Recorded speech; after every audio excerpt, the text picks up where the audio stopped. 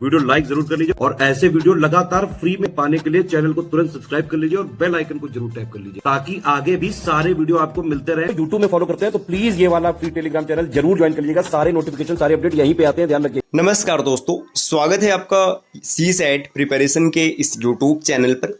आज की इस वीडियो में हम लोग यूपी पीसीएस प्री 2025 के लिए CSAT मैथ्स के एक बेहतरीन क्लास का डिस्कशन करेंगे, जिसमें इस वर्ग और वर्गमूल मतलब स्क्वायर और स्क्वायर रूट इस पर आधारित प्रश्नों को हल करेंगे।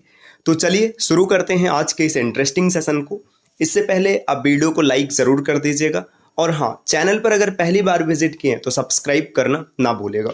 दोस्तों, अगर आप यूपी पीसीएस 2025 या फिर 2026 की प्रिपरेशन कर रहे हैं या फिर आप आरओ मेंस देने वाले हैं या फिर आपने आरओ 2026 को टारगेट किया है तो स्टडी फॉर सिविल सर्विसेज के कोर्सेज को आप ज्वाइन कर सकते हैं, जहां से आप बेहतरीन प्रिपरेशन करके अपने सिलेक्शन को सुनिश्चित कर पाएंगे। तो अगर आप कोर्स के बारे में कंप्लीट जानकारी प्राप्त करना चाहते हैं तो नीचे स्क्रीन पर जो नंबर दिख रहे हैं आप इनमें से किसी भी नंबर पर कॉल या फिर व्हाट्सएप कर जानकारी ले सकते हैं। चलिए साथियों, अब बढ़ते हैं अपने क्लास की ओर।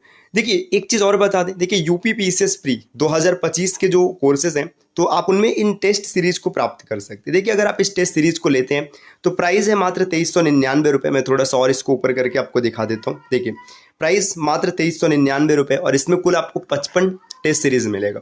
वैलिडिटी 12 महीने की। अब आपको पता है कि जो यूपी पीसीएस प्री का एग्जाम होना है सिर्फ 2 महीने बचे हैं, तो ये अगले साल के लिए भी आपकी हेल्प कर सकता है। मतलब एक तीर से 2 निशाने हो जाएंगे। आप इस बार की भी प्रिपरेशन कर लेंगे और अगले वर्ष तो आप आराम से कर ही पाएंगे। चलिए अब बढ़ते हैं आगे अपने प्रश्नों को। देखिए, जैसा कि आपने पीछे की क्लास देखा होगा तो वहाँ पे बताया गया था कि वर्ग और वर्गमूल मतलब स्क्वायर और स्क्वायर रूट, इनके जो लॉजिक हैं, जो ट्रिक हैं, वो सब अपनी जगह, लेकिन पहली प्राथमिकता ये होगी कि आप भाई कम से कम 40 तक के वर्ग को अच्छे से रट के रखिएगा। अगर आप रट के रखेंगे ना तो चीज़ें बहुत आसान हो जाएंगी, बड़े ही आसानी से आप निकाल लेंगे। जैसे देखिए, यहाँ पर इसका वर्गमूल बताना है, जिसको याद रहेगा तुरंत बोल देगा कि 35 है, आगे बढ़ेगा ही नहीं। अच्छा, आपने देखो वर्गमूल निकालने का तरीका देखा था कि अगर लास्ट में 25 दिखेगा, जैसे वर्ग में आपने सीखा था, तो सीधा 5 लिखेंगे और 3 में 1 जोड़ेंगे तो 4 हो जाएगा। तो यहाँ से आप निकाल सकते थे। 35 इसका आंसर आएगा। बाकी आप नियम के हिसाब से निकालना चाहो तो कैसे, आपको 5 दिख रहा है 5 लिखेंगे, अब 2 अंकों को छोड़ देंगे। यहाँ पे देखिए 12 दिख रहा है तो इसका नियरेस्ट अब मतलब पास का वर्गमूल देखेंगे तो 3 तिरिक का 9 होता है। आप 3 लिखिए, बात खत्म, 35 हो गया, आराम से निकाल लिया। अब 4356, जिसको पता है वो तुरंत बोल देगा कि ये 66 है, और जिसको नहीं पता है भाई वो परेशान होगा। परेशान होने का मतलब समय जाएगा, 2 सेकंड 4 सेकंड लगेगा ना कुछ तो कुछ। देखिए कैसे निकालेंगे, आपको 6 दिखा, जैसे ही 6 दिखा तो आपके दिमाग में आंसर में आएगा या तो 4 या तो 6, क्योंकि 4 का भी इकाई अंक 6 होता है और 6 का भी 6 होता है। अब 2 अंकों को छोड़ दीजिएगा, 43 है तो 43 है तो 43 किसके पास है, देखिए 6 6 का 36, ठीक। तो यहाँ पर आप 6 ही लिखेंगे और इसके बाद आगे बढ़ेंगे तो 7 7 49। देखिए 36 और 49 आप तुलना करेंगे ना तो 49 के नज़दीक है, 36 के नज़दीक नहीं है, तो इसीलिए 66 इस प्रश्न का उत्तर हो जाएगा। आपने कैलकुलेट करके निकाला, अच्छी बात है, लेकिन अगर याद होता तो ये जो कैलकुलेशन करने में 2-4 सेकंड का समय जा रहा है, ये समय नहीं जाता। आप मुश्किल से 1 सेकंड में आप टिक कर पाते इसका आंसर। देखिए इसी तरीके से आगे बढ़ेंगे। अब यहाँ पर एक प्रश्न दिया तीसरा, इस प्रश्न को देखिए क्या दिया है, करड़ी में 162 है और बटे 288 है। अब जिसको वर्गमूल याद है उसको ना चीज़ें बड़े आसानी से दिखेंगी। देखिए ये सीधा सीधा क्या, इसको 2 से काट दीजिएगा, जैसे काटेंगे तो क्या मिलेगा, अंदर 81 मिला और नीचे 144 मिला। इसीलिए मैंने आपको पहले ही बताया कि आप चीज़ों को रट लीजिएगा। 2 से कटेगा तो 81 आएगा और 2 से कटेगा तो 144। 81 मतलब 9 और 144 मतलब 12। फिर से काटेंगे तो कितना लिखेंगे, यहाँ पर लिखेंगे 3/4। इस प्रश्न का उत्तर कितनी आसानी से निकल के आ गया, 3/4 बनेगा।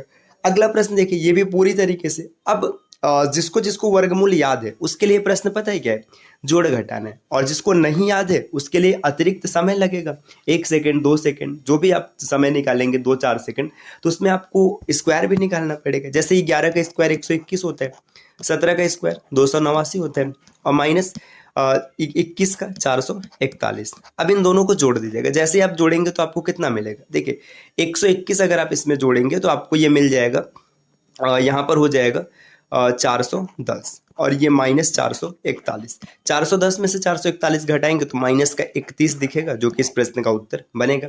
शुरू में ऑप्शन नहीं दिए गए, आगे के प्रश्नों में आपको ऑप्शन मिलेगा। अब देखिए यहाँ से आपको ऑप्शन भी दिख रहे हैं, तो आप वीडियो को पॉज कीजिएगा, प्रश्नों को सॉल्व कीजिएगा और उसके बाद अपने आंसर को मैच कीजिएगा कि आंसर आपका सही है कि नहीं सही है। ठीक है, यहाँ पर आप देखेंगे डबल करड़ी दिख रहा है, तो ऐसे में आप अंदर वाले करड़ी को पहले सॉल्व कीजिएगा। देखिए 2500, इसे अगर हल करेंगे तो ये 50 का स्क्वायर होते हैं, तो 50 का स्क्वायर आ गया। और प्लस यहाँ पर देखिए 961, 961 किसका स्क्वायर है? 31 का। ये 31 का स्क्वायर है तो 31 और बराबर में एक्स का स्क्वायर है। 25 और 31 को अगर जोड़ेंगे तो 81 आएगा। 81 मतलब देखिए करड़ी में 81 है बराबर एक्स स्क्वायर। अगर करड़ी में स्क्वायर है या 81 है, करड़ी से बाहर आएगा तो 9 मिलेगा बराबर एक्स स्क्वायर। एक्स स्क्वायर की वैल्यू अगर 9 है तो एक्स की वैल्यू कितनी आ जाएगी? 3 आ जाएगी, जो कि ऑप्शन सी में दिख रहा है, तो यही इस प्रश्न का उत्तर हो जाएगा। नेक्स्ट अगले प्रश्न पर आते हैं। देखिए यहाँ पर आपको बताना है कि इसमें एक्स का मान क्या आएगा। देखिए 256 और बटे एक्स गुड़े 625 और बटे में एक्स बराबर में 4।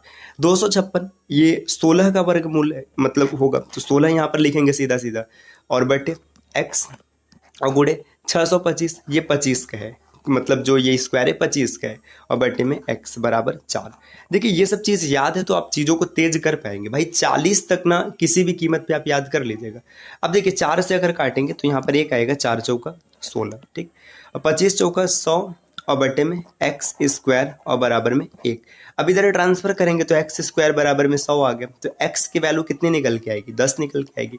ऑप्शन सी इस प्रश्न का उत्तर बनेगा।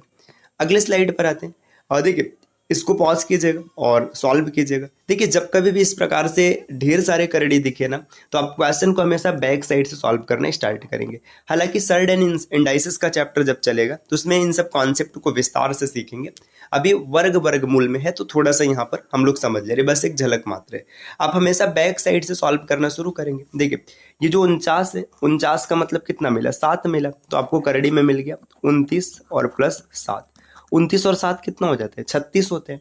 अब 36 लिखेंगे तो 36 का मतलब 6, मतलब इस पूरे को सॉल्व करेंगे तो कितना मिल गया? 6 मिल गया। तो यहाँ पर लिखेंगे करड़ी में 19 और प्लस में 6। 19 और 6 25 होता है, मतलब यहाँ तक पूरे को सॉल्व कर देंगे तो 5 हो जाएगा, ठीक, 5 मिल गया ये। अब देखिए 11 और 5, 11 5 कितना होता है? 16 होता है, मतलब यहाँ तक सॉल्व करेंगे तो 4 मिलेगा। अब यहाँ पे है 5 और प्लस 4, 5 और 4 कितना होता है? 9 होता है। 9 का मतलब 3 आ जाएगा। ऑप्शन ए इस प्रश्न का उत्तर निकल आएगा आराम से। अगले प्रश्न पर आते, प्रश्न संख्या 8 यहाँ पर दिए, इसमें आपको के का मान बताना। देखिए यहाँ पर क्या दिया? रूट 0.0196 अपान के इज इक्वल टू 0.2। अगर आप इसको ध्यान से देखेंगे 196 किसका स्क्वायर है? 14 का स्क्वायर है, तो आप आराम से लिख पाएंगे, करड़ी से बाहर आएगा 0.14 अपान के इज इक्वल टू 0.2। अब आपको वैल्यू किसकी चाहिए? आपको वैल्यू के की चाहिए, तो आप इसको इधर ट्रांसफर कर लीजिएगा। 0.14 अपान 0.2 इज इक्वल टू के। तो यहाँ पर आपको मिलेगा 1.4 अपान 2 इज इक्वल टू के, और के की वैल्यू 0.7। ऑप्शन बी और बी को टिक कीजिए, आगे बढ़िए। अगले स्लाइड पर देखिए ये प्रश्न, ये थोड़ा सा गुगली है, इसको ध्यान दीजिएगा। आप अगर इसको देखेंगे तो तुरंत आपका दिमाग टिक करेगा, ये 3 तिरिक का 9 है, ऑप्शन 3 को टिक करो, आगे निकल जाओ। लेकिन एक चीज आपको ध्यान देना है, जब कभी भी किसी दशमलव वाले प्रश्न को करड़ी से बाहर निकालना हो, दशमलव हमेशा इवन पोजीशन पर होना चाहिए, ऑड कभी नहीं होगा। अगर ऑड रहेगा ना तो उसे बाहर नहीं निकाला जा सकता है। जैसे देखिए 1 2 3 अंक पे दशमलव है ना, अब इसको बाहर नहीं निकाल सकते। निकालने का मतलब निकालेंगे, ये संख्या अपरिमेय बनेगी। आप इसके देखिए ये भी ऑप्शन नहीं होगा, ये भी नहीं होगा, ये भी नहीं होगा, नन ऑफ दीज ऑप्शन होगा। जैसे पिछले प्रश्न में ही देखो, यहाँ पर देखिए जो प्रश्न था, तो यहाँ पे दशमलव क्या है? 1 2 3 4 इवन पोजीशन है, लेकिन यहाँ पर ऑड पोजीशन है। कई बार ऐसा होता है ना कि धोखा हो जाते हैं, ऐसे प्रश्न आ जाएंगे 0.9 और हम इसको 0.3 लिख के सोचेंगे सही, ये गलत हो जाता है भाई, इसको याद रखना है। ये चीज़ आप जरूर से अपने दिमाग में रखिएगा। ये निकालने का तरीका देखिए अक्सर पेपर में इसको सॉल्व भी नहीं करना होता है, क्योंकि ऐसा बनेगा ही नहीं कभी। अगर बन भी जाएगा तो वही आप अपना पुराना वाला तरीका रखेंगे, 1 का स्क्वायर, उसके नियरेस्ट का जो नियम होता है वो देखेंगे। अब देखिए इसका ये नियम ऑप्शन नहीं होगा, कोई नन ऑफ दीज होगा। हाँ यही अगर ऐसे रहा होता, 0.09 रहा होता, देखिए 2 अंक पे दशमलव होता तो बाहर आता, आधा हो जाता 0.3, आप टिक कर देते। अगर ये ऐसा रहा होता 0.0009, 4 अंक पे होता तो आप लिखते 0.03 और ये ऑप्शन बन जाता। तो यहाँ पर ये क्या होगा? नन ऑफ दीज ऑप्शन रहेगा, इसको ध्यान दीजिएगा। अगले स्लाइड पर आते हैं। देखिए ये एक प्रश्न दिया, इसमें आपको बताना है कि इसका मान क्या होगा। तो ऐसे प्रश्नों में क्या कीजिए, वो अंश में जितने अंक पर दशमलव है और हर में जितने अंक पर दशमलव है सबको आप कैंसिल कर लीजिए। देखिए 3 3 6 2 8, 8 ऊपर है, 2 3 5 3 8 नीचे। अगर बराबर है तो ठीक है, और नहीं तो कम ज़्यादा जहाँ पे रहेगा उस हिसाब से लिखेंगे। जैसे अगर ऊपर 8 है और नीचे 6 ही होता तो 6 कैंसिल हो जाता, ऊपर 2 दशमलव बचा रहता। या नीचे 10 होता ऊपर 8 होता तो 8 से 8 कैंसिल हो जाता, नीचे 2 बचा रहता। यहाँ पे सब कैंसिल हो गया, 49 गुड़े 16 और गुड़े 9 और बटे में 81 गुड़े 36 और गुड़े 64। देखिए ये आसानी से इसलिए हो गया क्योंकि 8 ऊपर है 8 नीचे। अब जो कट रहा है काट दीजिए, 9 9 81, 16 चौका 64। ठीक, ऊपर बचा करड़ी में 49 और नीचे बचा 9 गुड़े 4 और गुड़े 36। देखिए 9 चौका 36, 9 चौका 36, तो 36 का जोड़ा है तो एक बाहर आएगा, मतलब 7 और बटे में 36। 7 कैसे आ गया, 49 का वर्गमूल 7 हो जाएगा और यहाँ पर 36 आ गया। ऑप्शन बी सही हो जाएगा। तो साथियों ये क्लास रही जिसमें हम लोगों ने स्क्वायर एंड स्क्वायर रूट की भी प्रैक्टिस कर ली। इस प्रकार की वीडियोस आपको लगातार मिलती रहेंगी, बस इसके लिए आपको चैनल को सब्सक्राइब करके रखना है। और अगर आप यूपीपीसीएस या फिर अन्य एग्जाम की कंप्लीट और सिलेक्शन वाली प्रिपरेशन करना चाहते हैं तो आप स्टडी फॉर सिविल सर्विसेज के पेड कोर्सेज को फॉलो कर सकते हैं, जिसके लिए नीचे स्क्रीन पर दिख रहे हैं किसी भी नंबर पर आप कॉल या व्हाट्सएप कर कोर्स की जानकारी ले सकते हैं। मिलते हैं साथियों आपसे नेक्स्ट वीडियो में, तब तक के लिए नमस्कार।